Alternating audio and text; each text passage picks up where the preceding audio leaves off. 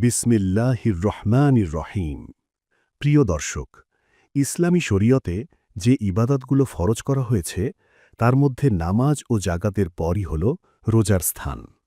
পবিত্র কোরআন অনুযায়ী রোজা কোনো নতুন ইবাদত নয়, যা শুধুমাত্র নবী সাল্লাল্লাহু আলাইহি ওয়াসাল্লামের আগমনের পরই মানুষের উপর ফরজ করা হয়েছে, বরং মুসলিমদের আগেও অন্যান্য নবীদের উম্মতের উপর এটি ফরজ ছিল। কোরআনে বলা হয়েছে, হে ঈমানদারগণ, তোমাদের উপর রোজা ফরজ করা হয়েছে, ঠিক যেমন তোমাদের পূর্ববর্তীদের উপর ফরজ করা হয়েছিল, যাতে তোমরা মুত্তাকি হতে পারো বা তাকওয়া অর্জন করতে পারো। রোজা কেন ফরজ করা হয়েছে এবং এর উদ্দেশ্য কি, পবিত্র কোরআন নিজেই যাতে তোমরা তাকওয়া অর্জন করতে পারো এই কথার মাধ্যমে তা স্পষ্ট করেছে। অর্থাৎ বান্দাদের উপর রোজা এজন্যই আবশ্যক করা হয়েছে যাতে তাদের মধ্যে তাকওয়া বা আল্লাহ ভীতি সৃষ্টি হয়। তাকওয়া আমাদের দ্বীনের একটি বিশেষ পরিভাষা, অর্থাৎ মানুষ এই পৃথিবীতে জীবনযাপন করার সময় যেন সম্পূর্ণ চিন্তামুক্ত ও ভয়হীন না হয়ে পড়ে।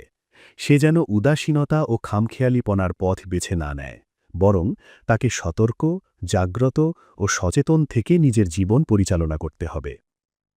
সে যেন কখনোই এই বিষয়ে গাফেল না হয় যে সে এই পৃথিবীতে কেন পাঠানো হয়েছে, তার চূড়ান্ত পরিণতি কি, একদিন তাকে কি পরিস্থিতির মুখোমুখি হতে হবে এবং তার জন্য প্রকৃত জীবন কোনটি। তাকে এই বাস্তবতাগুলি সম্পর্কে পুরোপুরি সচেতন থাকতে হবে এবং জীবনের কোনো পর্যায়েই এগুলি থেকে গাফেল হওয়া যাবে না। মানুষ যখন এই সতর্কতা ও সচেতনতার সাথে জীবনযাপন করে, তখন সে আর নিজের প্রবৃত্তির বা ইচ্ছার দাসত্ব করে না, আর এই সতর্কতা এবং সচেতনতার নামই হল তাকওয়া। বাস্তবতা হল, যেদিন আমি আমার রবের সামনে তার মুখোমুখি হওয়ার জন্য দাঁড়াব, সেদিন আমি কোনো অজুহাত দেখাতে পারব না, কোনো কিছু মুক্তিপণ হিসেবে দিতে পারব না, কোনো বাহানা বানাতে পারব না, কোনো সুপারিশও পেশ করতে পারব না। সেদিন শুধু আমি থাকব এবং আমার পালনকর্তা থাকবেন। আমাকে সেই জবাবদেহিতার প্রক্রিয়ার মধ্য দিয়েই যেতে হবে যা সেই বিশেষ দিনের জন্য প্রস্তুত করা হয়েছে এবং যার ওয়াদা বিশ্বজগতের পালনকর্তা করেছেন। তাকওয়ার এই শিক্ষা বা প্রশিক্ষণ দেবার জন্যই শরীয়ত রোজার ইবাদতকে নির্দিষ্ট করেছে। এটি মূলত বছরে একবার ৭২০ ঘণ্টার একটি প্রশিক্ষণ এবং অত্যন্ত অসাধারণভাবে কোটি কোটি মানুষ এই প্রশিক্ষণের মধ্য দিয়ে যায়। ইমাম আমিন আহসান ইসলাহি লিখেছেন, রোজা হল তাকওয়া প্রশিক্ষণের একটি বিশেষ ইবাদত যার উপর সম্পূর্ণ দ্বীন ও শরীয়তের স্থায়িত্ব নির্ভর করে, এবং যাদের অন্তরে তাকওয়া রয়েছে মূলত তাদের জন্যই কোরআন পথ প্রদর্শক হিসেবে নাজিল হয়েছে।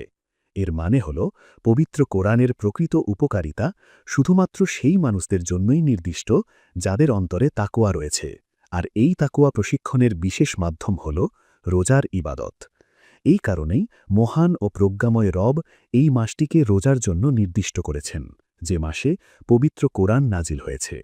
অন্য কথায় আমরা এটাও বলতে পারি যে কোরআন হল এই পৃথিবীর জন্য বসন্ত, আর রমজান মাস হল সেই বসন্তকাল।